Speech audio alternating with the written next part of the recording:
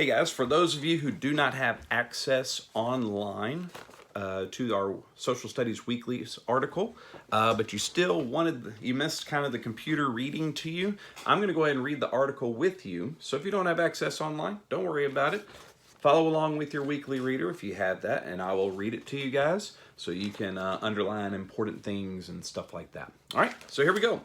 One Nation Again. It's the one right there in the middle. The Civil War had been 4 long, bloody years. Neither side had planned on the war lasting as long as it did. When the fighting was finally over, it was time to return to normal life, but that would not be easy. Northerners were relieved the fighting had ended. During the Civil War, troops turned many of their cities into defense zones. They were filled with the hustle and bustle of soldiers and medical corps that were taking care of the injured. Now that both the North and the South pledged peace, things could get back to normal. Northerners wanted to find a way to bring the nation together again. Most of them also wanted to make sure that all Americans would be guaranteed their civil rights from then on. Southerners looked at their homes, land, and communities with despair. Beautiful plantation mansions were destroyed. Soldiers had burned many to the ground. Fields where farmers grew crops were now overgrown with weeds. Industrial machines lay destroyed among the weeds, and nearly every village was devastated from the effects of a long, brutal war. Confederate soldiers returned home to find their families and communities shattered. White Southerners were tired, frustrated, and angry at the whole situation. Former slaves felt a mix of glory and fear as they began their new lives as free people. Many of them married, searched for family members, and made plans for the future. Some of the freed slaves wanted to farm the land they knew so well. Others headed north to look for new opportunities. A president's death. During the Civil War, Northerners had looked to President Lincoln as the leader.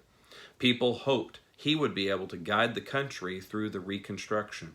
However, one devastating event destroyed the nation's hope. It happened on the evening of April 14th, 1865. President Lincoln and his wife were attending a play at Ford's Theater in Washington, D.C.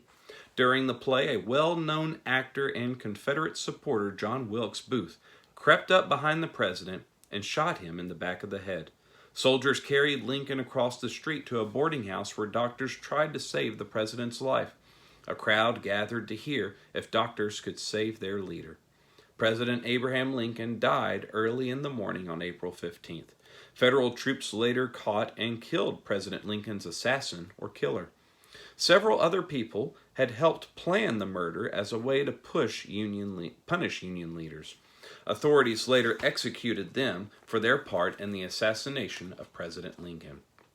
Vice President Andrew Johnson was immediately sworn in as the new U.S. president. He announced that he would continue with Lincoln's plan for Reconstruction. At first, Northerners were pleased with President Johnson's performance. However, they soon realized that while Johnson did not like the rich, white Southern plantation owners, he did not think the freed slaves should have equal rights. Many people became worried and angry. One group in Congress spoke up. The radical Republicans believed African Americans should have the right to vote and own their own land. The 13th Amendment. President Johnson's plan for new state governments to re-enter the Union was simple. The most important thing states had to do was to declare secession illegal and to pass the 13th Amendment to the U.S. Constitution. This amendment abolished, or did away with, slavery forever in the United States. Many of the southern states did not want to admit secession was wrong. Mississippi even refused to ratify the 13th Amendment for a long time.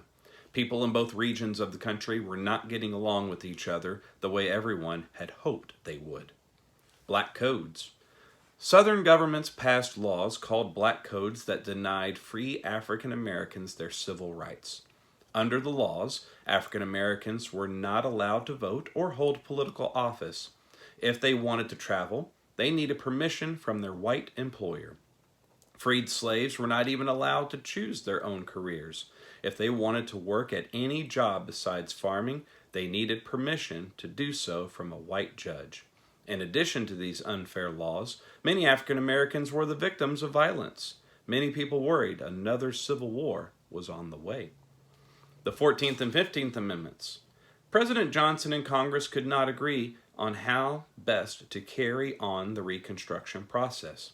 Congress was especially upset that Johnson did not support the Civil Rights Act that would give African Americans basic human rights and protect them from unfair treatment. The radical Republicans led the push to amend the Constitution again. In June 1866, Congress passed the 14th Amendment. Now all citizens, including African Americans, would have their civil rights protected. Congress soon realized that freed slaves were not truly free without the right to vote.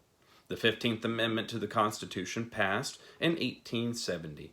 It guaranteed all men the right to vote. Women did not get the right to vote until 1920. Life in the New South. In the South, life was still far from normal, even though the states were making changes. A few free African Americans and former slaves became members of national and state governments. New state governments established public schools for both black and white children. Freed slaves learned to read and write. Agriculture and industry grew again. The South slowly made progress in rebuilding their communities. Eventually, Ulysses S. Grant replaced President Johnson. Rutherford B. Hayes then followed Grant. All of these men had to fight to continue bringing the U.S. back together again. It was many years before all the people in the U.S. would truly have their civil rights protected as promised in the 13th, 14th, and 15th Amendments. Even today, the U.S. continues to work to provide freedom and equality to all citizens.